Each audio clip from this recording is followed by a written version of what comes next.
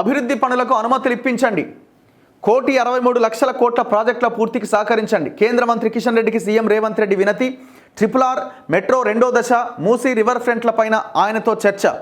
గడ్కరీ, ధర్మేంద్ర ప్రధాన్లతో కూడా ముఖ్యమంత్రి భేటీ. సో నిన్న ముఖ్యమంత్రి ఢిల్లీ టూర్, ముఖ్యమంత్రి అక్కడే ఉన్నాడు, ఈయన ఉప ముఖ్యమంత్రి భట్టి విక్రమార్క కూడా అక్కడే ఉన్నట్టున్నారు. సో ఇందులో భాగంగా కేంద్ర మంత్రులను కలిసి, అందులో భాగంగా కిషన్ రెడ్డిని కూడా కలిసినట్టున్నారు. ఆయన మైనింగ్ మినిస్టర్ కదా. ముఖ్యమంత్రి రేవంత్ రెడ్డి గురువారం ఢిల్లీలో 3 కేంద్ర మంత్రులతో భేటీ అయ్యారు. బంధువుల వివాహ కార్యక్రమం నిమిత్తం రాజస్థాన్కు వెళ్లిన ఆయన గురువారం సాయంత్రం ఢిల్లీకి చేరుకున్న వెంటనే కేంద్ర బొగ్గు గనుల శాఖ మంత్రి జి కిషన్ రెడ్డి, విద్యాశాఖ మంత్రి ధర్మేంద్ర ప్రధాన్, రహదారులు భవనాల శాఖ మంత్రి నితిన్ గడ్కరీలతో సమావేశమయ్యారు. రాష్ట్రానికి సంబంధించిన ముఖ్యమైన రహదారులు, మెట్రో రైలు ప్రాజెక్టు, సింగరేణికి బొగ్గు గనులు, కేంద్రీయ విద్యాలయాల కేటాయింపు గురించి విజ్ఞప్తి చేశారు. తెలంగాణలో వివిధ రకాల అభివృద్ధి పనులకు కేంద్ర ప్రభుత్వ మద్దతు సాధనకు కృషి చేయాలని కిషన్ రెడ్డిని సీఎం కోరారు.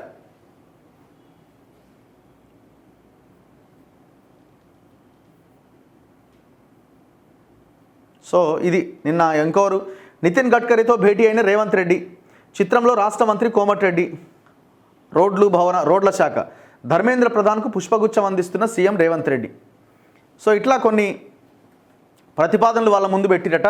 ఏంటి ప్రధానంగా RRR regional ring road, Hyderabad metro 2వ దశతో పాటు హైదరాబాద్ వరంగల్లో సీవరేజీ అండ్ భూగర్భ డ్రైనేజీ ప్రణాళికలు, సింగరేణికి బొగ్గు గనుల కేటాయింపు అంశాలు వారి మధ్య చర్చకు వచ్చినాయట. మొత్తంగా 1,63,559 కోట్ల విలువైన ప్రాజెక్టుల విషయంలో కేంద్రం నుంచి సహకారం అందేలా చూడాలని ముఖ్యమంత్రి విజ్ఞప్తి చేశారట.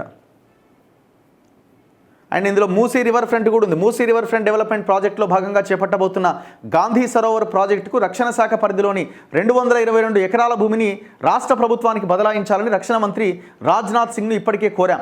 ఆ భూముల బదలాయింపుతో పాటు గాంధీ సరోవర్ నిర్మాణం, మూసీ సివరేజ్ ప్రాజెక్టులు, 11 హెరిటేజ్ వంతెనల నిర్మాణం, ఇతర పనులకు 14,100 కోట్ల ఖర్చవుతుందని అంచనా.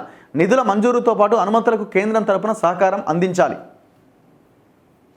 మూసీ పునరుజ్జీవనంలో భాగంగా గోదావరి నీటిని మూసీకి తరలించేందుకు గోదావరి నుంచి 15 టీఎంసీలను హైదరాబాద్ తాగునీటి అవసరాలకు తరలించేందుకు 7,440 కోట్లతో ప్రణాళికలు రూపొందించాం.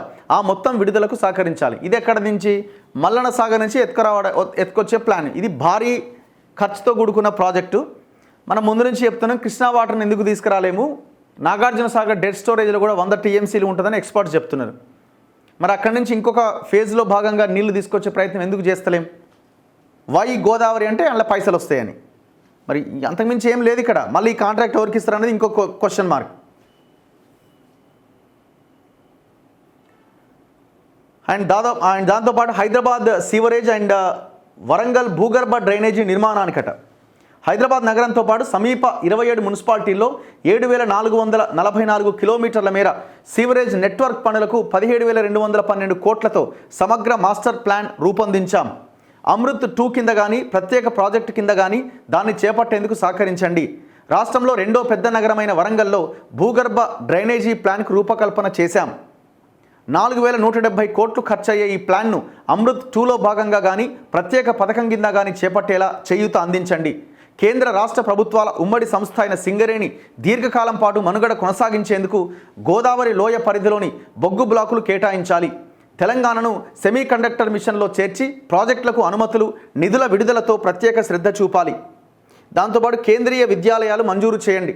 తెలంగాణ కేంద్రీయ విద్యాలయాలు కేటాయించాలని తెలంగాణకి కేంద్ర విద్యాశాఖ మంత్రి ధర్మేంద్ర ప్రధాన్కు ముఖ్యమంత్రి విజ్ఞప్తి చేశారు. ఇటీవల రాష్ట్రానికి 7 నవోదయ విద్యాలయాలు కేటాయించినందుకు కృతజ్ఞతలు తెలిపారు. డీమ్డ్ యూనివర్సిటీల గుర్తింపునకు రాష్ట్ర ప్రభుత్వం నుంచి ఎన్ఓసి తీసుకొచ్చేలా చూడాలని కోరారు. సో ఇట్లా రకరకాల అంశాల మీద మాట్లాడిరట.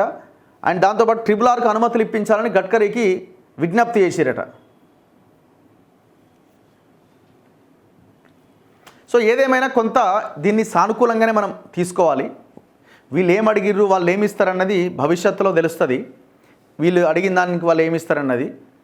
సో ఇక్కడ పాయింట్ ఏంటంటే, కేంద్ర రాష్ట్ర ప్రభుత్వాల మధ్య ఒక సుహృద్భావ వాతావరణం అనేది ఉండాలి.